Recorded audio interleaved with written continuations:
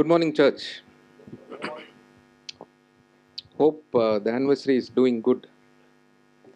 All right, so this morning, right, I wouldn't take much time. I think we had a good time of worship and we had an elaborate teaching on the Lord's coming yesterday. So I know you're all overloaded, so I would try to download a little bit of that overload today morning. Nothing worth translation.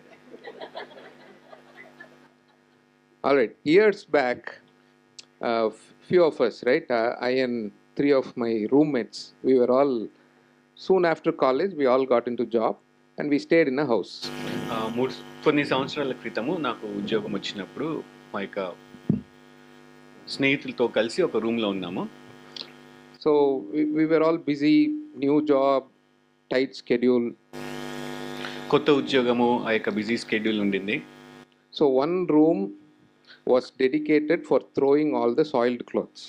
ఒక గదిలో అన్ని మురికిగా అయినటువంటి బట్టలు వేయడానికి ఏర్పాటు చేయబడింది. And our kitchen will be the headquarters of all the cobwebs and spiders and everything. ఆ యొక్క కిచెన్లో మొత్తం బూజు పట్టిపోయి ఉంటుంది అనమాట. ఆ స్పైడర్స్ అవన్నీ ఉంటాయి అక్కడ. And I don't want to talk about the bathrooms. Bathroom గురించి చెప్పదలుచుకోలేదు. Life was going fine. జీవితం అలా సాగుతూ ఉంది. One fine day, ఒకనొక దినంన early in the morning, ఉదయకాల సమయం around 7 o'clock, 7 గంటలకి we heard a calling bell. Calling bell ఎవరో వచ్చారు. This was the time when cell phones were just emerging, not very prevalent. అప్పుడప్పుడే సెల్ ఫోన్స్ ఉపయోగం అనేది జరుగుతూ ఉండింది. Half of us didn't wake up only. మాలో సగం మంది మేము నిద్ర లెగలేదు. We went and one of them went and opened. ఒక వ్యక్తి వెళ్ళి దాని డోర్ తలుపును ఓపెన్ చేశాడు. Guess what? Parents have come. తల్లిదండ్రులు వచ్చారు. And you know what happened after that? వాళ్ళు వచ్చిన తర్వాత ఏం జరిగిందో మీకు తెలుసా? They divorced that boy from us. ఆ యొక్క వ్యక్తి ఎవరైతే అట్లాగా పెట్టాడో ఆయన తీసేశారు అక్కడి నుంచి. Right? It's a funny story, right? When unexpected, unplanned, unprepared guest comes, we are really caught. సిద్ధపాటు లేనప్పుడు ఎవరైనా అనుకోని వ్యక్తి వస్తే మనం అలాగా దొరికిపోతాము. So one thing, right, with respect to this theme, with respect to this weekend thoughts that we are having, one thing that we need to be ready is to be prepared.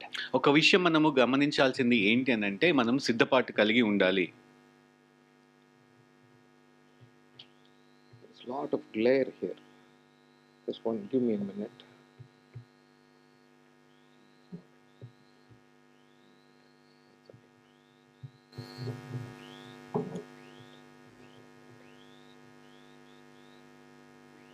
All right, so being prepared. So what is the next thing, next big thing in God's end time calendars? What is it? I thought it is getting executed or something. Okay.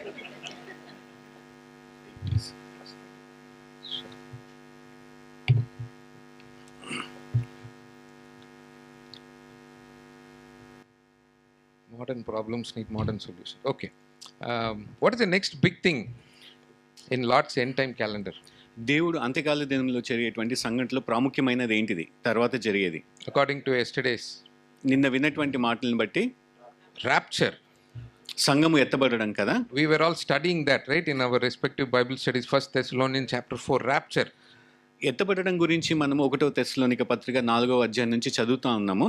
God snatches away those who have put their trust on Lord Jesus Christ. ఎవరైతే యేసుక్రీస్తు ప్రభు వారిని విశ్వసించారో వారిని ప్రభువు ఎత్తుకొని పోతాడు. Why he wants to do that? He wants to protect those, that church, that his loved treasure, right? He wants to protect them from the turbulent and the tragic days that are ahead. సంఘము ఎందుకు ఎత్తబడుతుంది? ప్రభువు సంఘాన్ని రక్షించడానికి, దేని నుంచి? దేవుని యొక్క ఉగ్రత నుంచి భద్రపరచడానికి. What else may come before rapture or around rapture? What else can come? ఈ యొక్క ఎత్తబడడానికి ముందు ఇంకా ఏం జరుగుతుంది?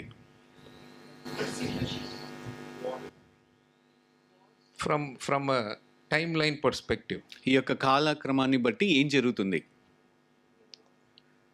See, whenever we think of end times and rapture and all that, no, we are tuned to think that is something somewhere late it will come.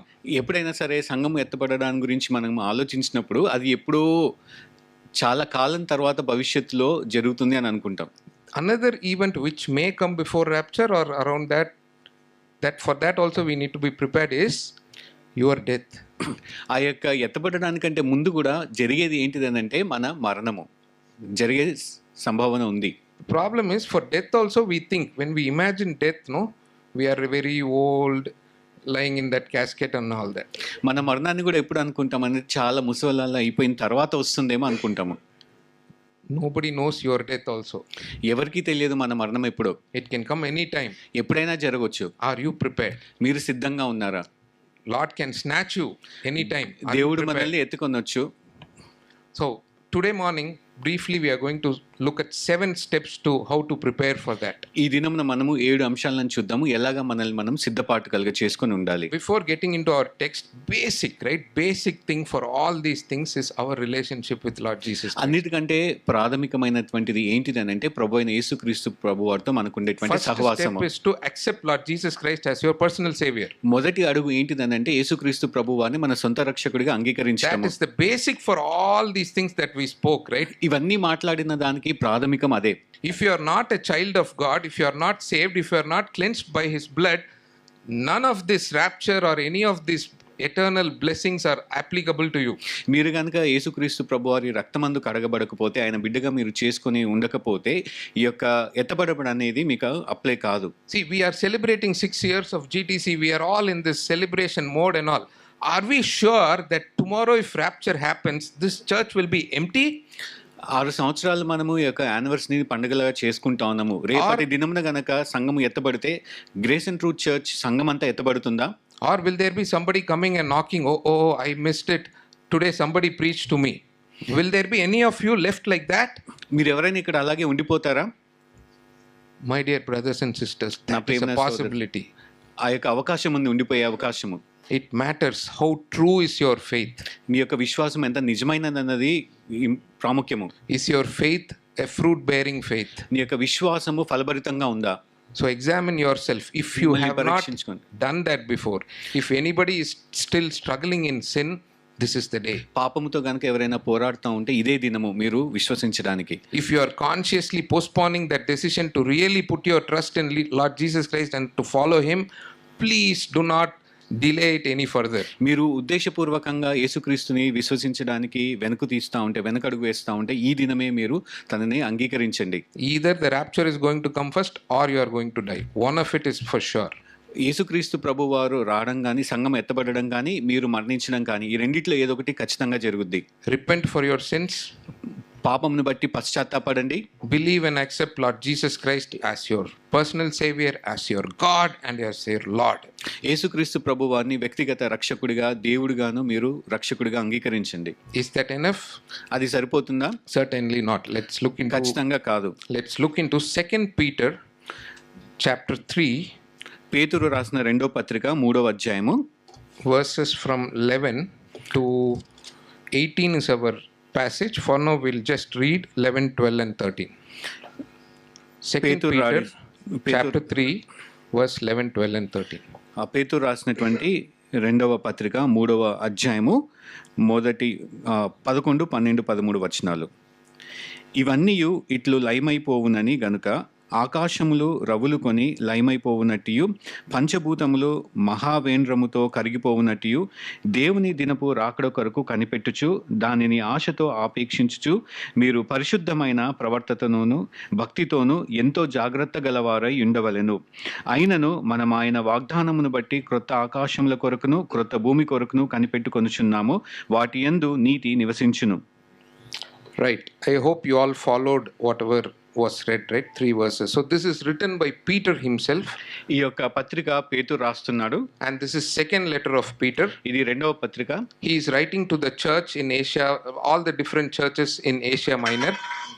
ఆసియాలో ఉన్నటువంటి సంఘాలకి పేతురు ఈ పత్రిక రాస్తా ఉన్నాడు. And it is believed that he is writing this towards the end of his life. ఇది అందరూ విశ్వసించేది అంటే తన జీవన కాలంలో చివరి కాలంలో ఇది రాశాడు. He is in prison. He is in Roman prison as he is writing this.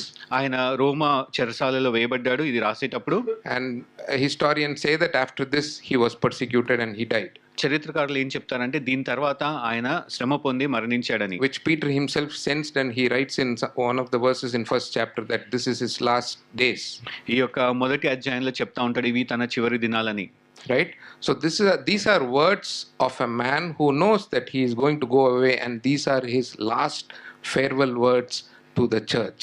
ఇవి ఈ యొక్క వ్యక్తికి తెలుసు తన చివరి మాటలు అని చెప్పేసి దాన్ని అందుకనే చెప్తా ఉన్నాడు సిద్ధపడమని. And very much the Holy Spirit God inspired him to put it here so that it can be applicable for all of us. పరిశుద్ధాత్మ దేవుడు ఇక్కడ ఎందుకు ఉంచాడంటే ఇవన్నీ మనం అన్వయించుకోవడానికి ఈ కాలమున. So with that seriousness, right, let's apply, we'll start applying this, learn some lessons from these few verses for our own lives. కొన్ని పాఠాలు దీని నుంచి నేర్చుకొని మన జీవితాలను అన్వయించుకుందాము. Right, verse 10 which we didn't read, right, it says about something called day of the Lord. ఈ యొక్క 10వ వచనం చదవలేదు మనము, కానీ అది ఏం చెప్తుంది అంటే ప్రభు దినం గురించి చెప్తుంది. And verse 12 says day of God. 12వ వచనంలో మాత్రము దేవుని దినం అని చెప్తుంది. And the last verse, right, it talks about to him be glory both now and to the day of eternity. అయితే చివరి వచనంలో మాత్రము నిత్యత్వము కన దినము అని చెప్తాను, యుగాంత దినం అని చెప్తున్నారు. Right? So there are many days, like I hope all of you, most of you who came yesterday were all alive, active yesterday, right? నిన్న వచ్చిన వాళ్ళందరికీ మీకు తెలిసి ఉంటది So కదా. we came to know that there is a difference between this day of the Lord and day of God. ప్రభు దినముకి దేవుని దినముకు వ్యత్యాసం ఉందని మనం గమనించాము. Right? So if you didn't pay attention, I'll just quickly repeat. So day of the Lord is that days when the wrath of God is poured upon the mankind. ప్రభు దినం అంటే దేవుని యొక్క day of the Lord. ప్రభు దినం అంటే దేవుని యొక్క ఉగ్రత ఈ యొక్క భూమి మీద కుమరించడము. And Christ will come as a judge. యేసుక్రీస్తు ప్రభువారు న్యాయాధిపతిగా వస్తాడు. He will establish his millennial kingdom, 1000 ఏండ్ల పాలనని ఆయన స్థాపిస్తాడు, which will lead to a new heaven, new earth, and the eternity begins. దాని తర్వాత ఏం జరుగుతుంది అని అంటే కొత్త ఆకాశము కొత్త భూమి నిత్యత్వము మొదలవుతాయి. And that new earth, new heaven and eternity is what we call day of God. ఆ యొక్క నూతన ఆకాశము నూతన భూమి ఎప్పుడైతే సృష్టించబడతాయో అది దేవుని దినము అని అంటాము. So what as believers we crave for, we long for? దేని గురించి మనం ఎదురు చూస్తున్నాము? We long for the day of God. We long for that eternity, to be with him forever and ever. మనము దేవునితోటి నిత్యత్వంలో ఉండాలి అని చెప్పి దాని గురించి ఎదురు చూస్తూ ఉన్నాము. Right? So with that expectations, right, that's the context he is setting. So this is all about expecting, looking forward for day of God, for that eternal glory. నిత్యత్వము లేకపోతే యుగాంత దినము కోసము ఎదురు చూడడం గురించి ఇక్కడ చెప్పబడతా ఉంది. Verse 11, since all these things are thus to be dissolved, what sort of people ought you to be in lives of holiness and godliness? ఇవన్నీ లయమైపోతావు కాబట్టి మీరు ఎలాగా జీవించాలి అన్న దాని గురించి చెప్తున్నాడు. Right, we all believe this, right? We are all on the same page on this, correct? మనందరం దీన్ని విశ్వసిస్తాం కదండి. Jesus is going to come as a judge. యేసుక్రీస్తు ప్రభువారు న్యాయాధిపతిగా వస్తారు. He is going to establish his millennial kingdom. ఆయన 1000 ఏండ్ల పాలనని ఇక్కడ స్థాపిస్తారు. He is going to destroy the earth and usher us into that new eternal life. ఈ యొక్క భూమిని నాశనం చేసి మనల్ని ఆ యొక్క నిత్యత్వంలోనికి తీసుకువెళ్తాడు. New heaven and earth which leads to eternal life. ఆ యొక్క కొత్త ఆకాశము కొత్త భూమి మనల్ని నిత్యత్వంకి నడిపిస్తాయి. Right? If Jesus is going to come and reward you, యేసుక్రీస్తు ప్రభువారు వచ్చి మీకు ప్రతిఫలం ఇస్తే బహుమతులు ఇస్తే, if Jesus is coming to take you to be with him, యేసుక్రీస్తు ప్రభువారు వచ్చి మిమ్మల్ని తనతో పాటు ఉండడానికి తీసుకెళ్తుంటే, if Jesus is coming to build a new heaven and new earth with you, మీతో పాటు కలిసి ఆయన కొత్త ఆకాశాన్ని కొత్త భూమిని సృష్టించబోతుంటే, if he is coming to deliver you from judgment and usher you into that eternity, న్యాయం నుంచి ఆ తీర్పు నుంచి మిమ్మల్ని డెలివర్ చేస్తూ నిత్యత్వంలోనికి తీసుకెళ్తుంటే, shouldn't your current life shouldn't be little different? మీరు ప్రస్తుతం జీవించేటువంటి కాలము చాలా భిన్నంగా ఉండాలి కదా. Shouldn't this understanding, ఈ యొక్క అవగాహన అంతా కూడా, shouldn't this awareness of eternity, ఈ యొక్క నిత్యత్వం గురించి తెలియబడినటువంటి విషయాలను బట్టి, shouldn't have some change in your life and lifestyle today? మీ జీవితంలో కొన్ని మార్పులు ఉండాలి కదా ఈ రోజుకి. How is your current life is what me Peter యొక్క is ప్రస్తుత asking. జీవితం ఎలా ఉంది? Right? He is talking about holiness and godliness. పేతురు ఇక్కడ పరిశుద్ధత గురించి భక్తి గురించి దైవభక్తి గురించి చెప్తున్నాడు. What sort of people ought you to be? ఎటువంటి విధమైనటువంటి ప్రజలుగా మనం ఉండాలి? In other words, I'll tell it in a different way. ఇంకొక విధంగా చెప్పాలంటే, If you have been made to live with God all through eternity.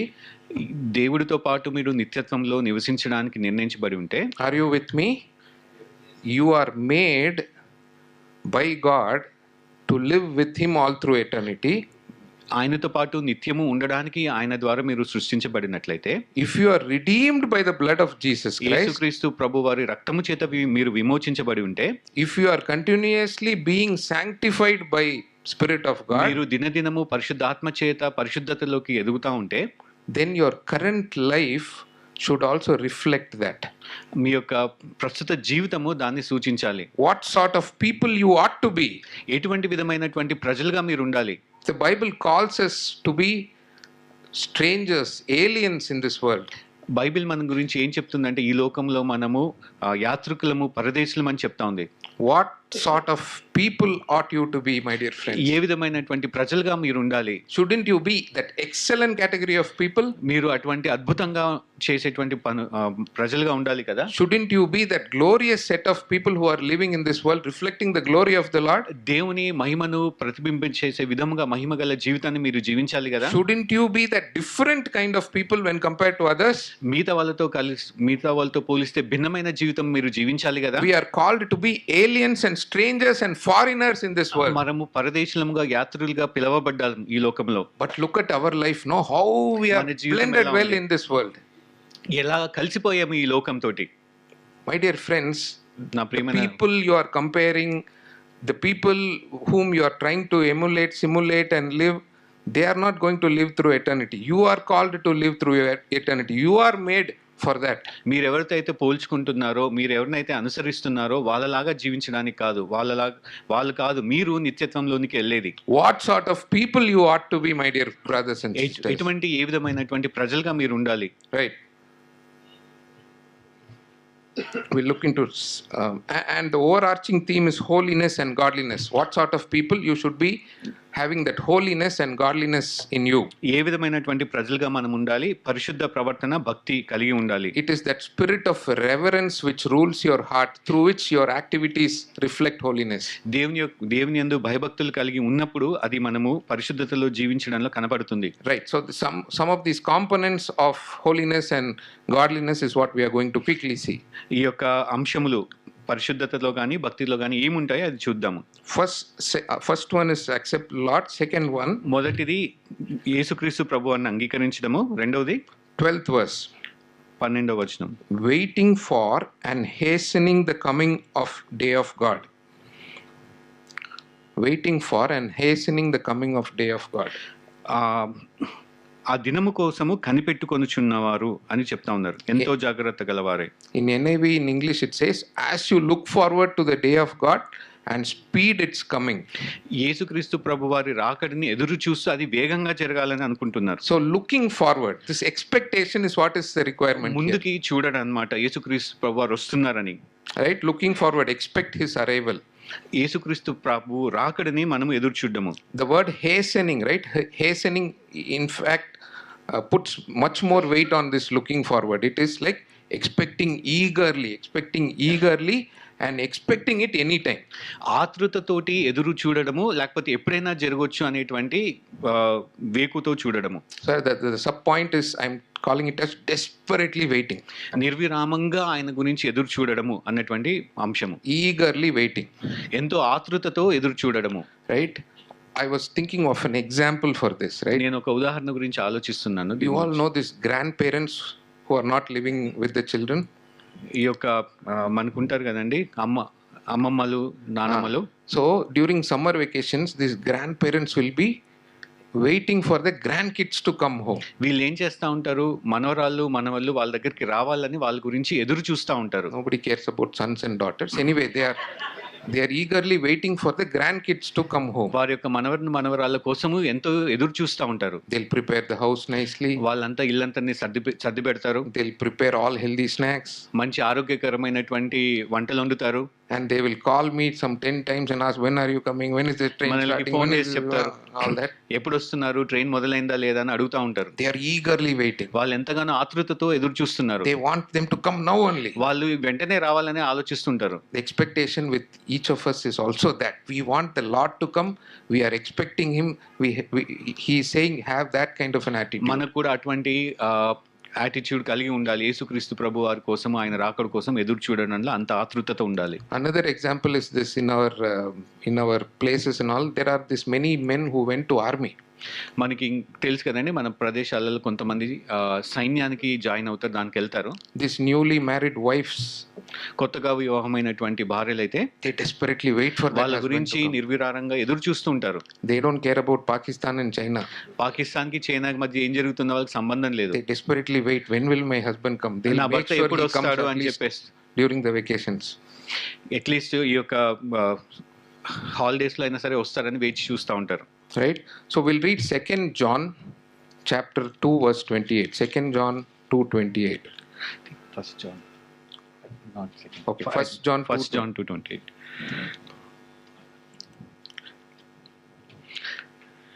And now, little children, abide in me, so that when he appears, కాబట్టి we may have confidence and not shrink from him in shame at his coming. కాబట్టి చిన్నపిల్లలారా, ఆయన ప్రత్యక్షపగునప్పుడు ఆయన రాకడ యందు మనము ఆయన ఎదుట సిగ్గుపడక ధైర్యముగా కలిగి ఉండునట్లు మీరు ఆయన యందు నిలిచియుండుడి. Right? So we are called to desperately wait for the Lord. యేసుక్రీస్తు ప్రభువు వారి కోసము నిర్విరారంగా ఎదురు చూడాలి. What does that mean? దాని అర్థం ఏంటి? Then we are not in a position to shrink in front of him, no? ఆయన వచ్చినప్పుడు ఆయనను చూసి సిగ్గుపడే విషయం కాదు. If we are, the opposite of shrinking is what? We are confident to stand in front of him. సిగ్గుపడడానికి మనకి వ్యతిరేకంగా చెప్పుకునేది అంటే మనం నమ్మకంగా బలంగా ఉన్నట్లు. If you have that confidence, you don't have to shrink in front of him. You are desperately waiting for him. మీరు విశ్వాసంతో జీవించున్నారన్న నమ్మకం కనుక కలిగి ఉంటే మీరు సిగ్గుపడరు. You remember Paul? మీకు గుర్తుందా? Paul He confidently tells, no, at the end of his life, I have run the race, I have kept the faith, crown of righteousness is waiting for Paul me. ఎంతో నమ్మకంగా చెప్తాడు కదా, నేను విశ్వాస యాత్రని పోరాడి తిని నా కోసము కిరీటము సిద్ధపాటు చేసిందని చెప్తాడు కదా. And I am sure when you are all 80-90, you will also tell the same. But the expectation is not 80-90. He is asking you to tell now. మనందరికీ తెలుసు కదా, మనం ఏమనుకుంటామో అటువంటి ఉద్దేశం మనకి ఎప్పుడు ఉంటుంది, 80-90 సంవత్సరాలు వచ్చినప్పుడు అని కాదు. అది కాదు, ఇప్పుడే ఉండాలి అటువంటి ఉద్దేశము. What is your state, my dear friends? మీ యొక్క పరిస్థితి ఏంటి? Right? You want some more time? Lord, don't come now. మీకు ఇంకొద్ది సమయం కావాలా? దేవా ఇప్పుడు రావద్దు, Please don't take my life. నా జీవితాన్ని తీసుకోకు, I am now only settling in. నేను ఇప్పుడే స్థిరపడతా ఉన్నాను, There are many more things to do in my life. నా జీవితంలో నేను చాలా You చేయాలనుకుంటున్నాను, have no idea what all is నీకు there. తెలియదు అసలు నేను ఏం Please చేయాలనుకుంటున్నాను, don't come. Is that your status? దయచేసి రావద్దు అని అనుకుంటున్నారా? అటువంటి స్థితిలో ఉన్నారా? Peter is inspiring us to have that desire to eagerly wait for him, eagerly look for him. పేతురు మనల్ని ఈ పత్రిక ద్వారా ప్రేరేపిస్తా ఉన్నాడు అనమాట, అటువంటి ఎదురు చూడాలి అని చెప్పి ఆతృతతో. Right, we'll move on. ముందుకెళ్దాం. So verse 12 we saw, waiting and hastening the coming of the day of the Lord, because of which the heavens will be set on fire and dissolved, day of the Lord, and the heavenly bodies will melt as they burnt. But according to his promise, we are waiting for new heavens. As I told, we are Christians, as children of God, we are looking for day of God. But according to his promise, we are waiting for new heavens and a new earth in which the righteous dwell. We are looking for that day when there is no time concept. మనం ఆ యొక్క యుగాంత దినము కోసము వేచి చూస్తా ఉన్నాం అన్నమాట, కనిపెట్టుకొని ఉన్నాము. Many of us battle calendar and meetings and time and schedule and slots and all that. All those words will be abolished from dictionary that day. మనకి ఎంతో ఇబ్బందులు ఉంటాయి కదండి, అది చేయాలి, ఈ సమయానికి అవి చేయాలని చెప్పేసి ఆ సమయంలో అవేమి ఉండవు. Do you have that joy? Do you look forward for that day, my dear brothers? మీకు ఆ ఆనందం ఉందా అండి? ఆ యొక్క దినము కోసం ఎదురు చూస్తున్నారా? If anything this weekend is doing, at least we should have that attitude now. ఈ యొక్క వారంలో ఏదైనా చేయాలంటే అటువంటి యాటిట్యూడ్ మనం కలిగి ఉండాలి. Right. So verse 14. 14వ వచనము, Therefore, beloved, since you are waiting for this, be diligent to be found by him without spot or blemish and at peace. 14వ వచనం చదువుతున్నాను. ప్రియులారా, వీటి కొరకు మీరు కనిపెట్టువారు గనుక శాంతము గలవారై ఆయన దృష్టికి నిష్కలంకులుగాను నిందారహితులుగాను కనబడినట్లు జాగ్రత్త పడుడి. Another version says, make every effort to be found spotless, blameless. నిష్కలంకంగాను నిందారహితులుగా ఉండడానికి మీరు చేయవలసినటువంటి ప్రయాసము చేయండి అంటున్నారు. So 2 words, right? Spotless, blameless. 2 పదాలు ఇక్కడ గమనించినట్లయితే నిష్కలంకముగాను నిందారహితులుగాను. Spotless is what? నిష్కలంకులు అంటే ఏంటి? Like a clean paper, for example. Like white paper, there is not even a single blot of ink. ఒక కాగితం మీద ఏ మచ్చ లేకుండా, ఇంకు పెన్ తోటి ఎటువంటి చుక్క లేకుండా ఉండడము. So that is what the expectation with respect to your character. మన యొక్క గుణాన్ని బట్టి అటు ఆ విధంగా ఉండాలని ఎక్స్పెక్ట్ చేస్తున్నాడు దేవుడు. There is a character in you, no? There is a you, right? There is a identity you have, right? మనందరికీ తెలుసు కదండి, మనకు ఒక గుణము లేకపోతే మనకు లక్షణం ఉంటుంది. There is not a single stain of sin. ఏ యొక్క మచ్చ మరక, పాపము మరక లేదు. There is no spot in you. ఎటువంటి చుక్క కూడా లేదు. Will others know? They may not know. వేరే వాళ్ళకి తెలుసా? వాళ్ళకి తెలియకపోవచ్చు. God knows. దేవుడికి తెలుసా? తెలుసు. Obviously he'll know. Second is blameless. ఇంకొకటి నిందారహితులుగా జీవించడం. Blameless is your reputation. It's your testimony. అంటే మీ యొక్క సాక్ష్యము, మీ యొక్క కీర్తి. What others perceive about you, what others think about you. వేరే వాళ్ళకి మీ మీద ఎటువంటి అభిప్రాయం కలిగి ఉన్నారు. So he is saying, be spotless, be blameless. ఆయన ఏం చెప్తున్నాడంటే నిష్కలంకులుగాను నిందారహితులుగాను ఉండండి. Be pure is what I am calling. పవిత్రంగా జీవించండి అనేది నేను చెప్తున్నాను.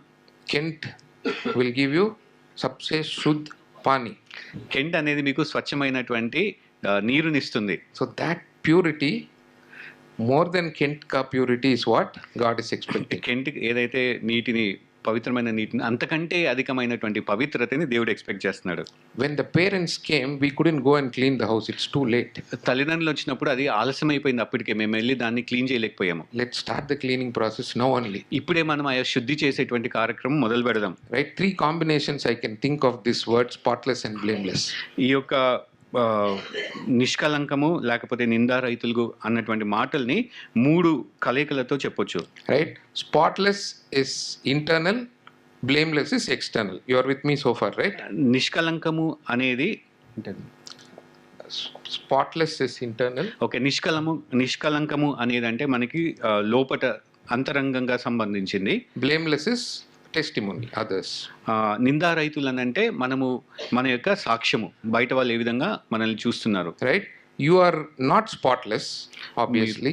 మీరు నిష్కలంకులుగా ఉన్నారు, but you are blameless. కానీ మీరు నిందారహితులుగా sorry, can you repeat? I am complicating, is it? You are not spotless. You are having lot of spots. Okay, మీరు పాపముతో ఉన్నారు అంతరంగంలో, but you are blameless. కానీ బయటకి మాత్రము నిందారహితులుగా ఉన్నారు. Possible? సాధ్యమా? That is what we call hypocrisy. దాన్నే మనం ఏంటంటే వేషధారణ అంటాము. In our context, I am calling it as acting. దాన్ని నేను నటన అంటున్నాను. So dear friends, this is a sickness. ఇది ఒక వ్యాధి, జబ్బు. Nobody knows what is inside. ఎవరికి తెలియదు హృదయంలో ఏముందని లోపల. But outside, very holy. బయటికి మాత్రము పరిశుద్ధంగా, good preacher, మంచి బోధకుడిగా, church leader, సంఘ నాయకుడిగా. What a life they are living. ఎంత శ్రేష్టమైన జీవితం జీవిస్తూ ఉన్నారు. Dear friends, this acting is going to affect you. ప్రియమైన స్నేహితులారా, ఈ యొక్క నటన అనేది మనల్ని ప్రభావితం చేస్తుంది చెడుగా. The sickness, the problem is we are acting in front of others. ఆ జబ్బు ఏంటంటే ఇతరుల ముందు మనం నటన చేస్తున్నాము. We are acting to ourselves. మనకి మనమే నటనగా చేసుకుంటున్నాము. You tell to yourself that you are holy and you are the best. మనకి మనమే చెప్పుకుంటాము, మనమే పరిశుద్ధులము, మనమే మంచి వాళ్ళమని. Dear friends, spotlessness is what it should start from. ఆ యొక్క మచ్చలేని తనమే మనలో మొదలు కావాలి. Second combination, రెండవ కలయిక ఏంటంటే you are not spotless and you are not blameless.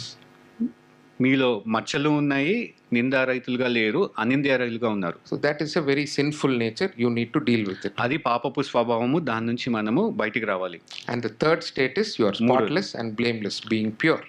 మూడోది ఏంటంటే మీరు నిష్కలంకులుగాను నిందారహితులుగా ఉన్నారు, పరిశుద్ధులుగా. So, what is the action word in that verse 14? క్రియాపదం ఏంటిది?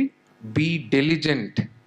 జాగ్రత్త పడుడి అని చెప్తా ఉన్నాడు. Be diligent. Make every effort is what NIV is saying. సాధ్యమైనంత వరకు ప్రతి ప్రయాసము మీరు చెయ్యాలి అని చెప్తా ఉన్నాడు. You are with me? నాతో ఉన్నారా? There is an action word. There is ఆ some యొక్క activity we క్రియాపదం need to ఉంది. do. మనం ఒక క్రియ చేయాలి. So what is this called? This is called our sanctification process. దీన్ని ఏమంటామంటే మనం పరిశుద్ధతలో ఎదగదము అంటాము. God has set us apart for Him, and He will be doing. He will be దేవుడు helping. మనల్ని ఆయన కోసము ప్రత్యేకపరుచుకున్నాడు. When we were studying 1 Thessalonians chapter 5, it says He Himself will lead us into this sanctification. మనము 1వ తెస్సలోనిక పత్రిక 5వ అధ్యాయంలో చూసుకున్నాం కదా, ఆయనే మనల్ని పరిశుద్ధతలోకి నడిపిస్తాడని. But then He also expects us to put that effort in the sanctification process. దాంతో పాటు ఏం చేస్తాడని మనం కూడా ఆయనకి తోడ్పడాలి అని చెప్పేసి మనం కూడా ప్రయాసపడాలనేటువంటి ఉద్దేశం ఉంది What అక్కడ. are some of these efforts? ఎటువంటివి మనము చేసేటువంటి కార్యములు అవి? Depending on God, దేవుని మీద ఆధారపడ్డము, depending on His word, దేవుని వాక్యం మీద ఆధారపడ్డము, depending on fellowship, సహవాసం మీద ఆధారపడ్డము, depending on teachings of the word, దేవుని యొక్క బోధల మీద ఆధారపడ్డము, prayer, depending on. ప్రార్థన మీద ఆధారపడ్డము. So my dear friends, by our own strength it's not possible. The diligence and the work that is needed is to depend on Him. మన బలం మీద మన సామర్థ్యం మీద ఇది జాగ్రత్త పడడం అనేది జరగదు. దేవుడి మీద ఆధారపడాలి. God has set you apart to be holy. దేవుడు మిమ్మల్ని ఏర్పరచుకున్నాడు పరిశుద్ధులుగా జీవించడానికి. God has set you apart to be holy, to live all through eternity with Him. దేవుడు మిమ్మల్ని పరిశుద్ధంగా ఏర్పరచుకున్నది నిత్యత్వం వరకు కూడా, నిత్యత్వంలో కూడా పరిశుద్ధంగా జీవించాలని. You get it? మీకు అర్థమవుతుందా? All this acting hypocrisy may not work when you stand in front of Him. ఈ యొక్క నటన వేషధారణ ఆయన ముందు నిలిచినప్పుడు పనికిరావు. Maybe somehow you got snatched, ఏదో విధంగా మీరు rapture. ఎత్తుకుపోయాను అనుకోండి, but then you still have to stand on that bema throne, and he will not on in front of bema throne of judgment, and then He is going to bring all these things out. భీమా సింహాసనం ఎదుట మీరు నిల్చొని ఆయనకి లెక్క అప్పచెప్పాలి. So dear friends, ప్రియమైన స్నేహితులారా, let's be diligent. Let's get into action, right? జాగ్రత్త పడదాము, క్రియల్లోకి వెళ్దాము. So I was taking this example to our cell group when we were talking about sanctification. I was tempted to repeat it here. పరిశుద్ధతలో ఎదగడం గురించి నేను మా cell group లో ఈ ఉదాహరణ చెప్పాను, అది మళ్ళీ So చెప్పాలనుకుంటున్నాను. what is sanctification? God has set you apart.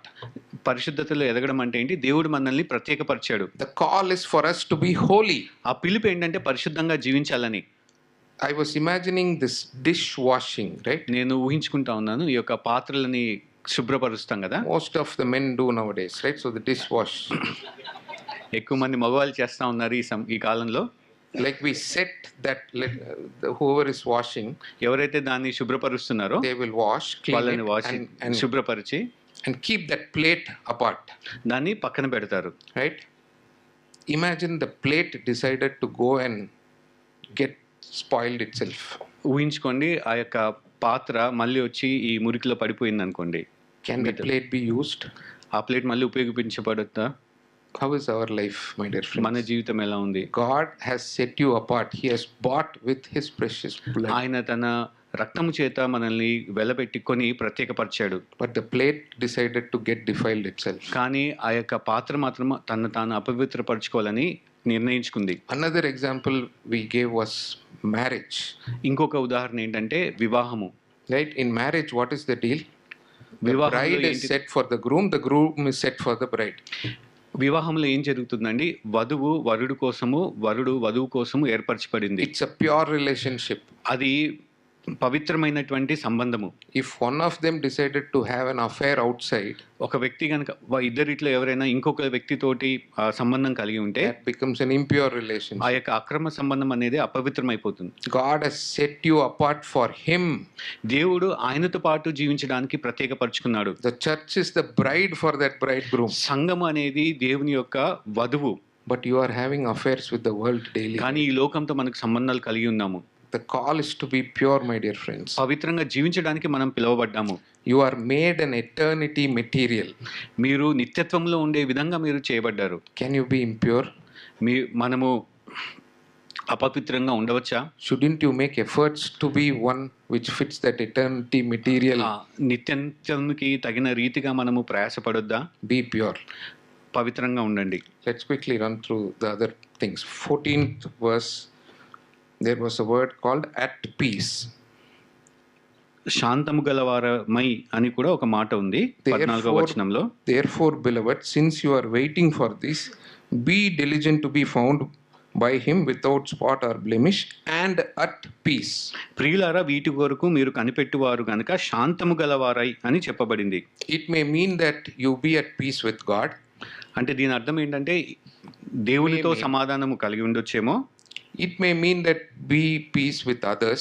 లేకపోతే ఇతరులతోటి సమాధానం కలిగి ఉండొచ్చేమో. But the actual meaning is enjoy the peace of God in this world is what he is trying to say. కానీ దాని అసలు అర్థము ఏంటిదనంటే ఈ లోకంలో దేవుని యొక్క సమాధానంని ఆనందించండి. Peace that comes from strong faith in God. బలమైనటువంటి విశ్వాసము దేవుడి పట్ల కలిగినప్పుడు ఆ సమాధానం పొందుకుంటాం. Peace that come from the source of that peace, which is God. ఆ యొక్క సమాధానానికి ఆధారము మూలము దేవుడే. You may go through a lot of challenges. ఇక్కడ ఎన్నో సవాళ్ళ గుండా వెళ్ళొచ్చు. What brother you are talking about? You don't know my life. I don't have job. I don't have this. I go through that trial. I go through this disease. All that is true. సహోదరుడా, నీకు అసలు తెలియదు, నాకున్నటువంటి కష్టాలు కానివ్వండి, నాకున్న సవాళ్ళు కానీ, నాకు ఉద్యోగం లేదు, నాకు ఈ అనారోగ్యం ఉన్నది, అవన్నీ నిజమే. Amidst that, God is calling us to enjoy his peace as a preparation for his coming. వాటి మధ్యలో దేవుడు సమాధానము కలిగి ఆనందించమంటున్నాడు. How do we do that? ఏ విధంగా చేస్తాం అది? Let's quickly read Philippians chapter 4, 6, 7. ఫిలిప్పీలకు రాసిన పత్రిక 4వ అధ్యాయము 6వ వచనము. Do not be anxious about anything, but in everything by prayer and supplication with thanksgiving, let your requests be made known to God, and the peace of God, which surpasses all understanding, will guard your hearts and your minds in Christ Jesus. దేనిని గూర్చి 4వ అధ్యాయము ఫిలిప్పీలకు రాసిన పత్రిక 6వ వచనము. దేనిని గూర్చి చింతపడకుడి, కానీ ప్రతి విషయంలోనూ ప్రార్థనా విజ్ఞాపనముల చేత కృతజ్ఞతాపూర్వకముగా మీ విన్నపములు దేవునికి తెలియచేయుడి. అప్పుడు సమస్త జ్ఞానముకు మించిన దేవుని సమాధానము యేసుక్రీస్తు వలన మీ హృదయములకును మీ తలంపులకును కావలి ఉండును. But in everything by prayer విషయంలోనూ and supplication, that is how we enjoy that peace. ప్రార్థనా విజ్ఞాపనములతోటి మనము ఆ సమాధానాన్ని పొందుకుంటాము. It is that context where Paul says, right, rejoice in the Lord. The Lord is near. Give thanks to him. Be stable. Be steady is what is the context in which he ఆ యొక్క సందర్భం కనుక మనం గమనించినట్లయితే ఎల్లప్పుడూ ప్రభువునందు ఆనందించుడి అనేటువంటి మాటలు చెప్పాడు. So dear friends, this is a peace which is given by God, which none of us can understand, which many of us have enjoyed in our trials and testing times in this life. మన కష్ట సమయాల్లో దీన్నంతా కూడా ఆనందించాము, దేవుని యొక్క సమాధానాన్ని. We are called to tap on that. దాన్ని మనము ఇంకా ఆనందించాలి అని పిలువబడ్డాము. As we go through trials and challenges in this life, మనము కష్టాలుగా సవాళ్ళగా వెళ్ళేటప్పుడు ఈ లోకంలో ఆ ఆనందాన్ని కలిగి ఉండాలి. Don't get bogged down by it. Don't get immersed in the trials and the challenges of it. ఆ కష్టాలలో మునిగిపోయి కృంగిపోకండి. Amidst that, tap on this peace which will transcend all our understanding. వాటి గుండా వెళ్తున్నప్పుడు ఈ యొక్క ఆనందాన్ని మీరు అనుభవించండి. సమాధానం. You are already an eternity material. Keep that in mind. You are an eternity material. మనందరం కూడా నిత్యత్వము కోసము ఏర్పాటు చేయబడ్డ వాళ్ళము. Do not fear and get drowned in those worldly challenges. భయపడి ఈ యొక్క లోకపు శ్రమలలో మునిగిపోకండి. But enjoy the peace that transcends all this understanding. కానీ దేవుని యొక్క సమాధానమునందు ఆనందించుడి. Let's move on to 15th verse. 15వ వచనము. And count the patience of our Lord as salvation.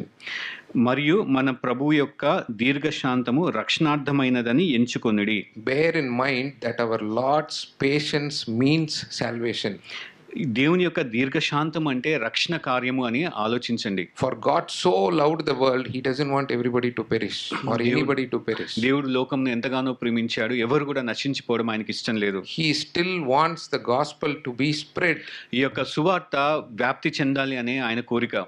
He wants his children, he wants the church to spread the good news and bring as many people into his fold. ఆయన పిల్లలు, ఆయన సంఘము యొక్క సువార్తని ప్రకటన చేయాలి, అనేకులని సంఘంలోకి తీసుకురావాలనేది ఆయన కోరిక. That is why he is patient, is what Peter is telling. అందుకే ఆయన దీర్ఘశాంతముగా ఉన్నాడని పేతురు చెప్తున్నాడు ఇక్కడ. So the action item for us is to partner with him in spreading the word. మనం ఏం చేయాలి? మనకున్నటువంటి పని ఆయనతో పాటు కలిసి పని చేయాలి సువార్త ప్రకటన చేసే విషయంలో. So how is your partnership currently? How are you involved in that gospel spreading? ఈ యొక్క సువార్త చెప్పే విషయంలో మీ యొక్క ఇన్వాల్వ్‌మెంట్ ఎలా ఉంది ఈ దినమున?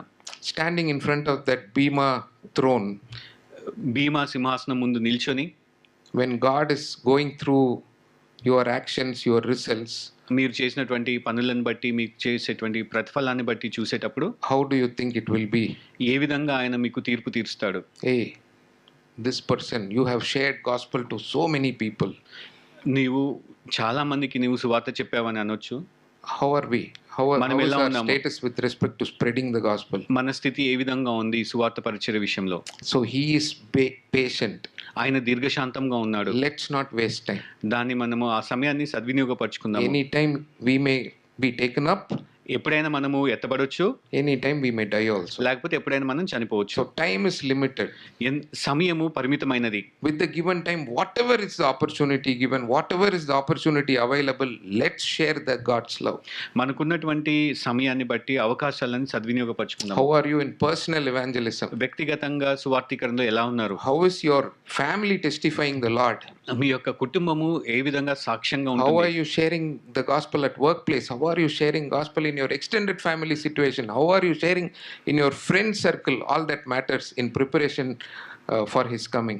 నీవు నీ యొక్క స్నేహితుల మధ్య కానివ్వండి, పని చేసే స్థలంలో కానివ్వండి, లేకపోతే మీ కుటుంబ బంధువుల మధ్యలో కానివ్వండి, మీ సాక్ష్యం ఏ విధంగా ఉన్నది? సువార్తను ప్రకటన చేసే విధంగా ఉందా? So spread the word. దేవుని యొక్క సువార్తను ప్రకటన చేయండి. We'll quickly move on to the next point. తర్వాతి Sixth పాయింట్ వెళ్దాము. ఆరోది. So it is about second part of verse 15, 16 and 17. We'll quickly read it. We wouldn't go word by word.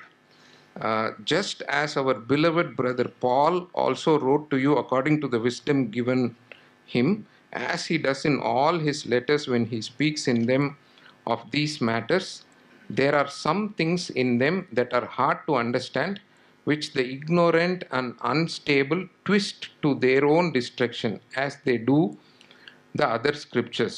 You therefore, beloved, knowing this beforehand, take care that you are not carried away with the error of lawless people and lose your own stability.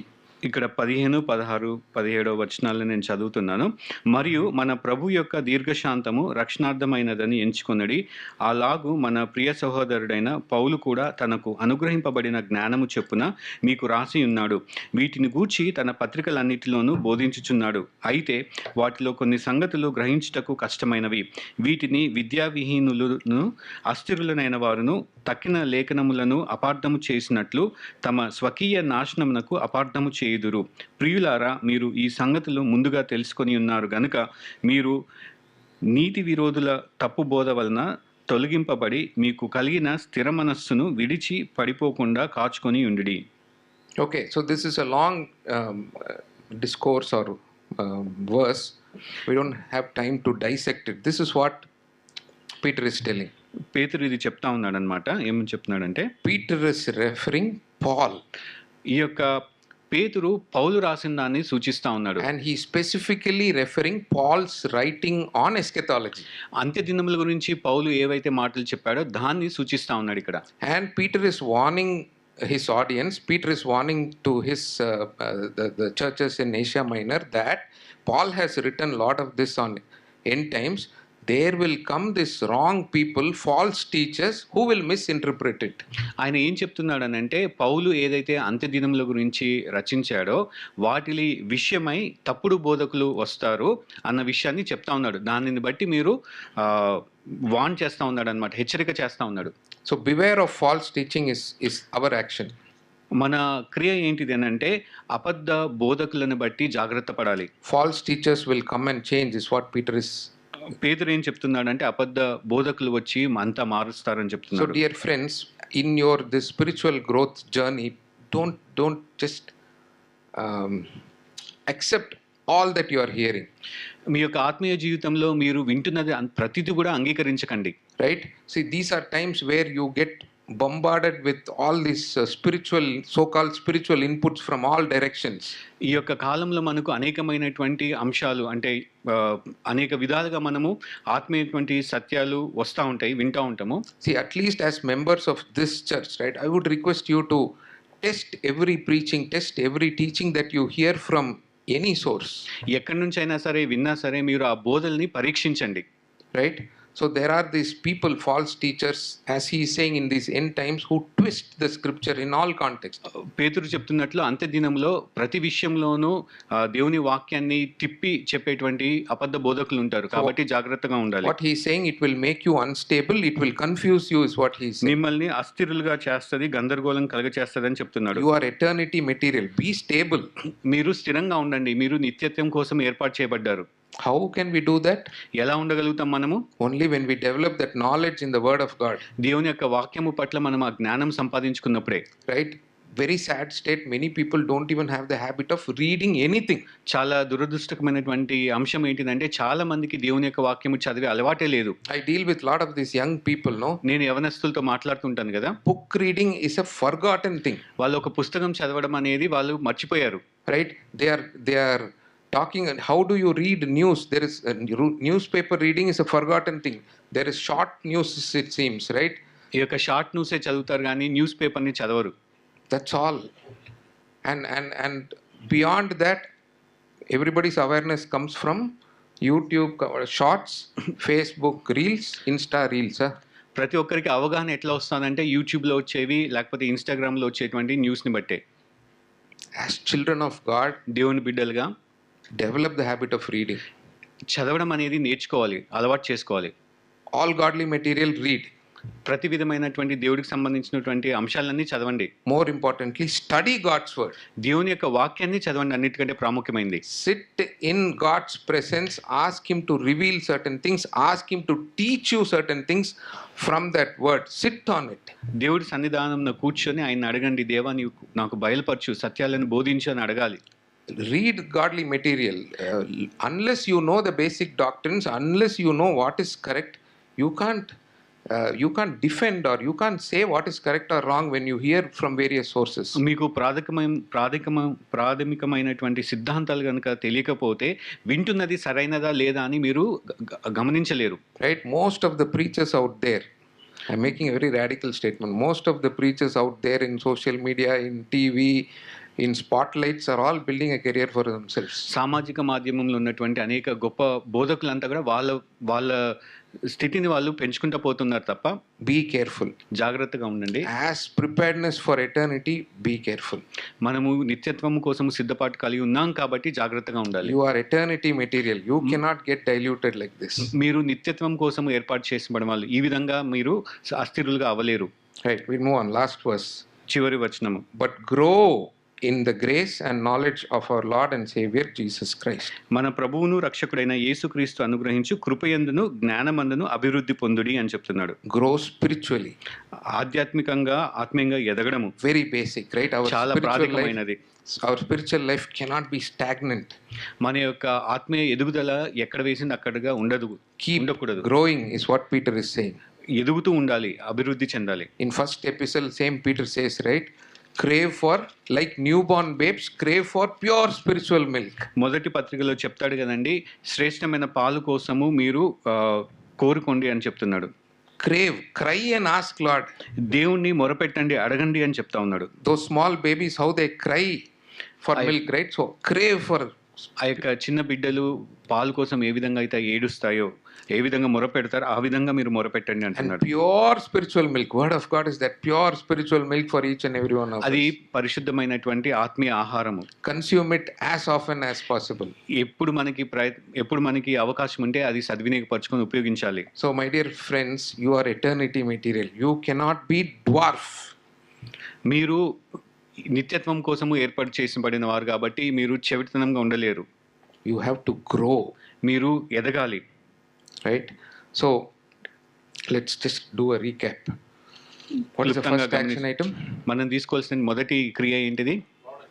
If to accept Lord Jesus Christ as your personal savior. యేసుక్రీస్తు ప్రభువారిని వ్యక్తిగతంగా రక్షకుడిగా అంగీకరించడము. And second, desperately waiting.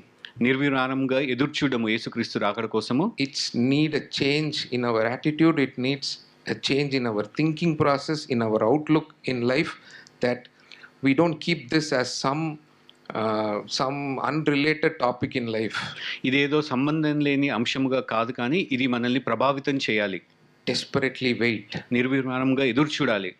Third one, be pure, spotless and blameless. పవిత్రంగా ఉండండి, నిష్కలంకంగాను నిందారహితులుగా ఉండాలి. Enjoy the peace of God. దేవుని యొక్క సమాధానంను ఆనందించాలి. Amidst all the challenges and struggles in this life, ఈ యొక్క మనం వెళ్ళేటువంటి కష్టాల గుండా, సవాళ్ళ గుండా కూడా మనం ఆనందించాలి. spread the word. సువార్తని వ్యాప్తి చేయనియండి. Involve in some way, in somehow in evangelism.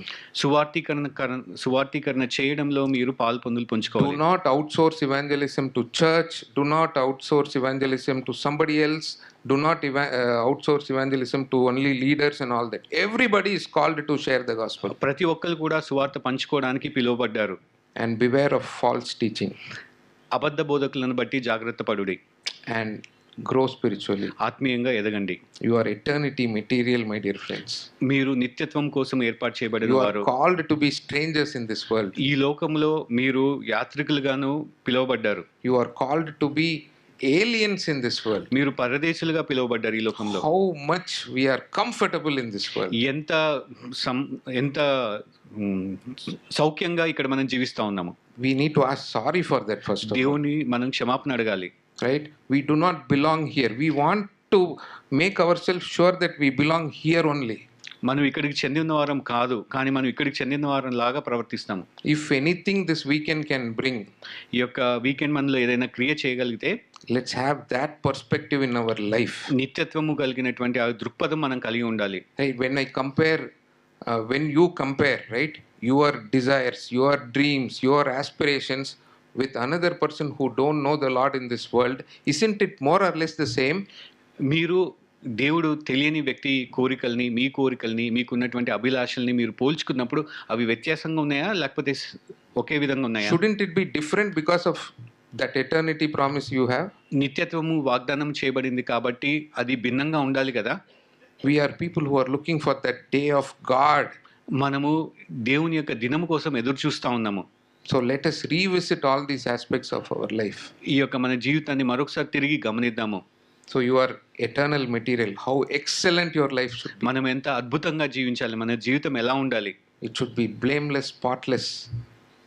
నిష్కలంకంగాను నిందారహితంగాను ఉండాలి. And it should be a life which is glorifying the Lord. దేవుని మహింపరిచే జీవితము ఉండాలి. In holiness and in God. పరిశుద్ధతలోను దైవభక్తిలోను. Shall we pray? ప్రార్థన చేసుకుందాం.